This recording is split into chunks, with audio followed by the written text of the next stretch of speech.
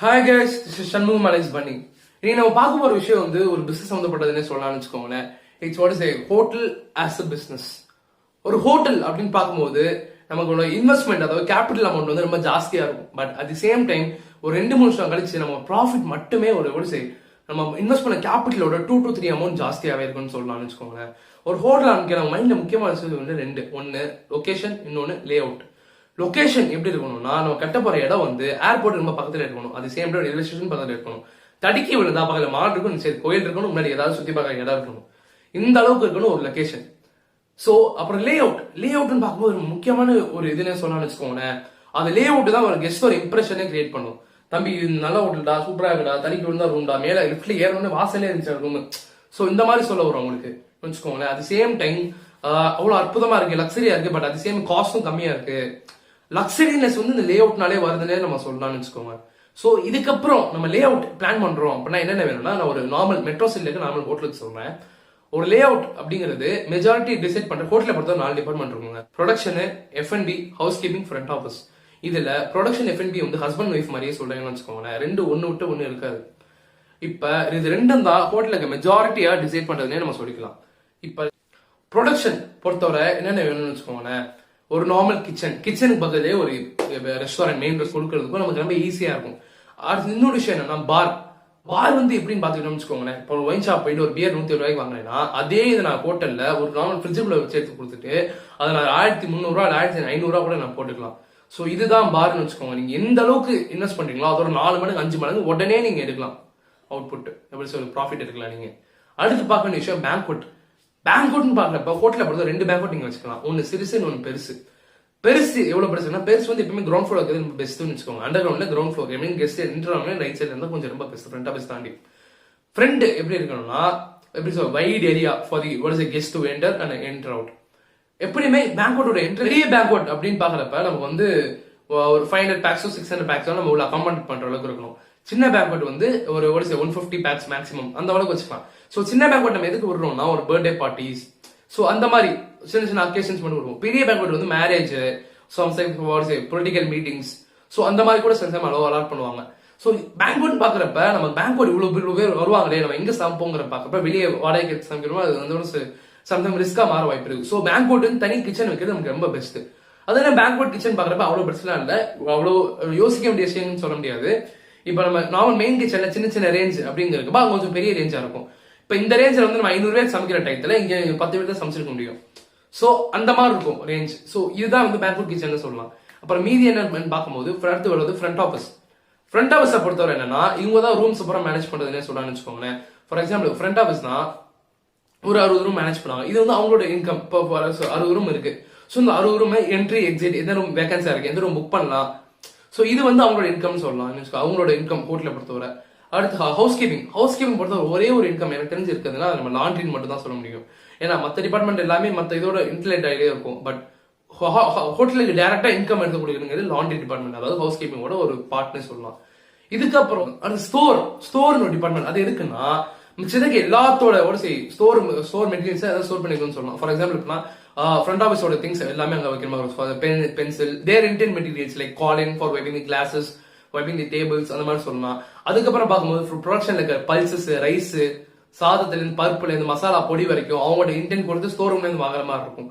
So F&B பொறுத்தவரை பாத்தீங்கன்னா plate, new plate, cup, sauces, tea packets, sachets, so milk powders, இது எல்லாமே வந்து ஸ்டோர்ல இருந்து வர மாதிரி இருக்கும். உங்க F&B டிபார்ட்மெண்ட் ப்ரொடக்ஷன். இது ஹவுஸ் கீப்பிங் பொறுத்தவரை அவங்கள்ட்ட ஸ்டோர்ல இருந்து அவங்க கனெக்டா இருக்காங்கன்னா ஒரே ஒரு விஷயம் வந்து கெமிக்கல்ஸ் மட்டும்தான். ஏன்னா மற்றது எல்லாமே அவங்க தனி ஸ்டோர் வச்சிருப்பாங்க. For example for storing bedsheets அதெல்லாம் வச்சிருப்பாங்க. அடுத்து பார்க்கும்போது இன்ஜினியரிங் டிபார்ட்மெண்ட் இருக்குன்னா உள்ள இருக்க lift, wiring department, wiring, sometimes generator, அதெல்லாம் ஆப்ரேட் பண்ண, சென்ட்ரலைசி அதெல்லாம் ஆப்ரேட் பண்றதா இருப்பாங்க. அப்புறம் maintenance department. For example tiles உடஞ்சிருச்சு, 10 நிமிஷம் அந்த டைல்ஸ் ரீப்ளேஸ் பண்ணி ஆகணும். கெஸ்ட் பார்த்தாலும் ஒரு பேட் இம்ப்ரெஷன் ஆகும். ஸோ அடுத்த நிமிஷம் ரீப்ளேஸ் ஆகும். ஸோ மெயின்டெனன்ஸ் டிபார்ட்மெண்ட் இருப்பாங்க.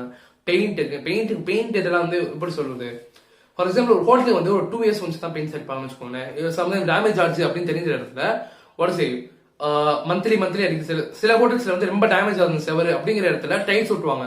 அப்படியும் இல்லைங்கிற பட்சத்துல ஒரு வீக்லி ஒன்ஸ்ங்கிற மாதிரி சும்மா நார்மல் ஒரு கோட்டி கொடுப்பாங்க. சோ இதுக்கெல்லாம் வந்து டெம்பரரி ஹேட் பண்ணிக்குவாங்க. சோ இதுக்கு இந்த டிபார்ட்மெண்ட் சொல்ல முடியாது, இது இவ்வளவு சொல்லலாம் நம்ம. அடுத்து ஒரு ஹோட்டல்ல இப்ப நம்ம இவ்வளவு லேஅவுட் போட்டாச்சு, எல்லாமே பண்ணியாச்சு. இதுல என்னென்ன டிபார்ட்மெண்ட்டுக்கு எப்படி எப்படி இருக்கணும் அப்படின்னு பார்த்தோம்னா, அதாவது கிச்சன் பொறுத்தவரை நம்ம வந்து 5 செக்ஷன் இருக்கணும். இந்தியன், தந்தூரி, சைனீஸ், காண்டி, அப்புறம் பச்சரி இல்லைன்னா சாலட் நம்ம சொல்லலாம். பச்சரி இருக்கும், பட் சாலட் நீங்க சொல்லிக்கலாம் எக்ஸ்ட்ரா.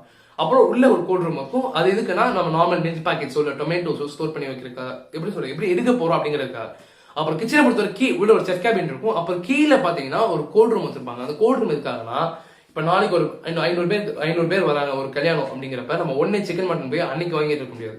சோ 2 நாள் முன்னாடியே சிக்கன் ஒரு 2 days ப்ரியராகவே சிக்கனோ மட்டனோ வாங்கி அதை ஸ்டோர் பண்ணி வச்சுக்குவாங்க. அது எவ்வளவு இருக்குன்னா மினிமம் -4 இருக்கும்.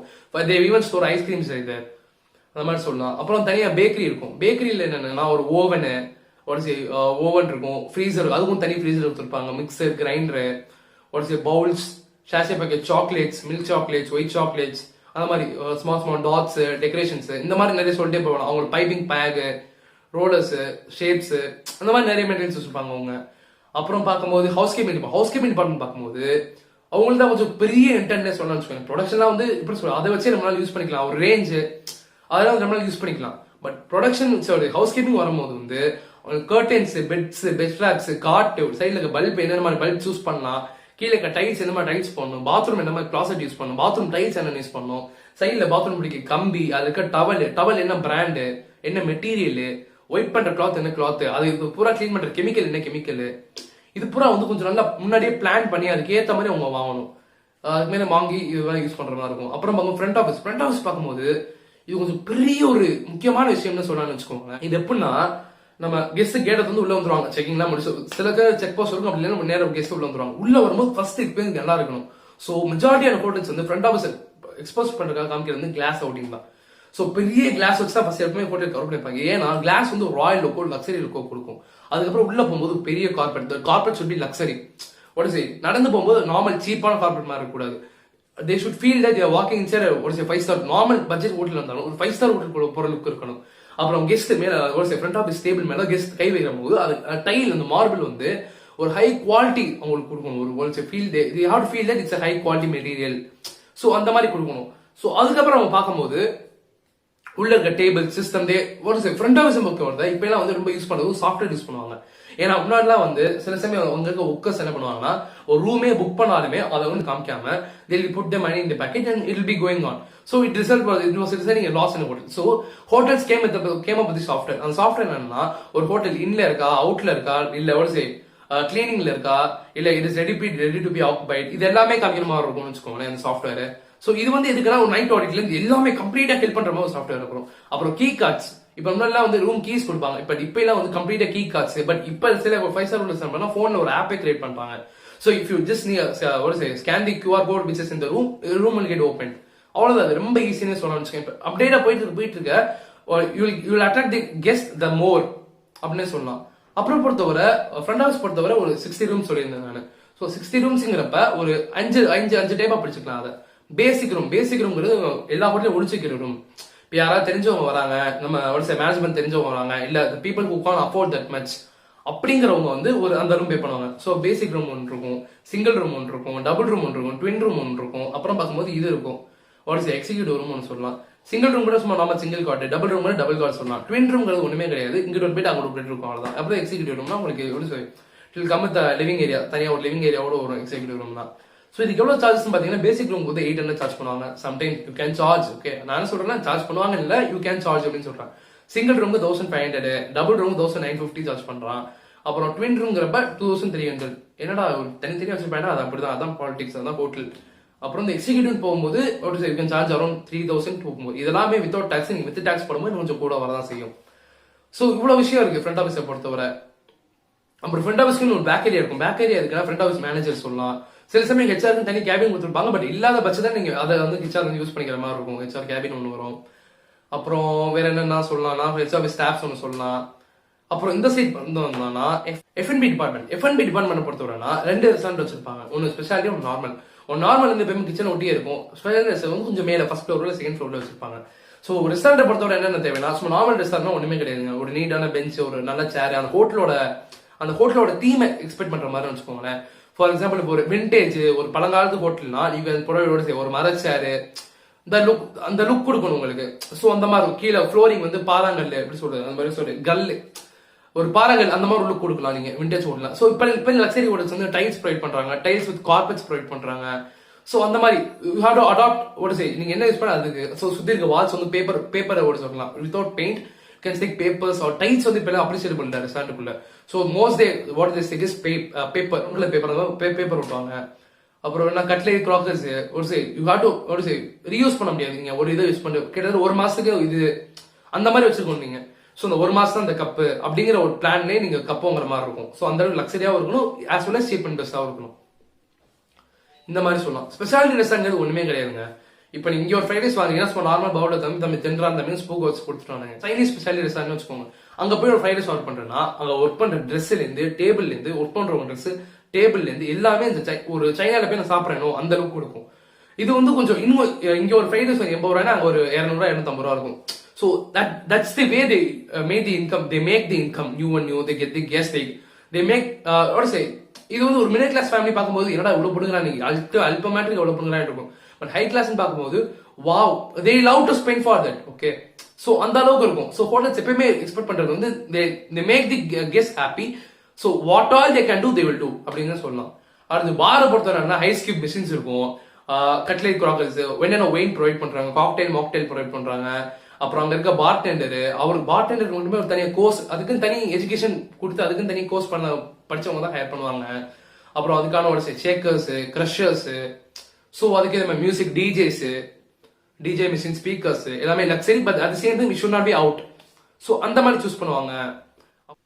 அடுத்து பார்க்கும்போது பார்க்கிங் சொல்லலாம்னு வச்சுக்கோங்களேன். ஒரு பார்க்கிங்கிற இடம் வந்து ஒரு you can keep at down ரெண்டாவது எப்படி செய்ய அண்டர் கிரவுண்ட் செகண்ட் லெவலில் வைக்கலாம், அண்டர் கிரவுண்ட் ஃபர்ஸ்ட் லெவலில் பார்க்கிட்டே கூட வைக்கலாம். பார்க்கிட் என்ன சென்ஸ் அப்படி பார்க்கு வெளியே it should not be like எப்படி செய்ய இந்த கார் பார்க்கிங் போய் வச்சிருக்காங்க இல்லடா அந்த அளவுக்கு வரக்கூடாது. ஸோ நீங்க பார் ஒன்று அண்டர் கிரவுண்ட் வைக்கலாம், சைட் ஆஃப் தி ஹோட்டல் வைக்கலாம். ஸோ அது கொஞ்சம் இன்னும் பிரைவசியாகவும் இருக்கும். They'll get their privacy as well they can enjoy without any disturbance. இந்த மாதிரி சொல்லிக்கலாம். நம்ம நிறைய சொல்லிட்டே போகலாம் ஹோட்டலை பற்றி சொல்லும்போது. இந்த மாதிரி ஹோட்டலில் இன்வெஸ்ட் பண்றதுக்கு இந்த அளவுக்குலாம் நீங்க இன்வெஸ்ட் பண்ணலாம். But at the same time எப்படி சொல்றது, நீங்க எடுக்கிற ப்ராஃபிட் வந்து கொஞ்ச நாள் போக தான் உங்களுக்கு கிடைக்க ஆரம்பிக்கும். இவ்வளவு இன்வெஸ்ட் பண்ணேன், இப்போ நான் ஒரு 4 to 5 crores இன்வெஸ்ட் பண்ணிட்டேன், நான் அதுக்குள்ள எப்படி எனக்கு கிடைக்கும்னா அப்படி கிடைக்க வாய்ப்பு இல்லை. மினிமம் 2 to 3 years ஆகும் நீ ஒரு ப்ராஃபிட் எடுக்க. ஹோட்டல்ஸை பொறுத்தவரை எப்படிலாம் ப்ராஃபிட் எடுக்கலாம் அப்படிங்கிறது நான் நெக்ஸ்ட் வீடியோ சொல்றேன். Until then this is Shanmugam. Subscribe to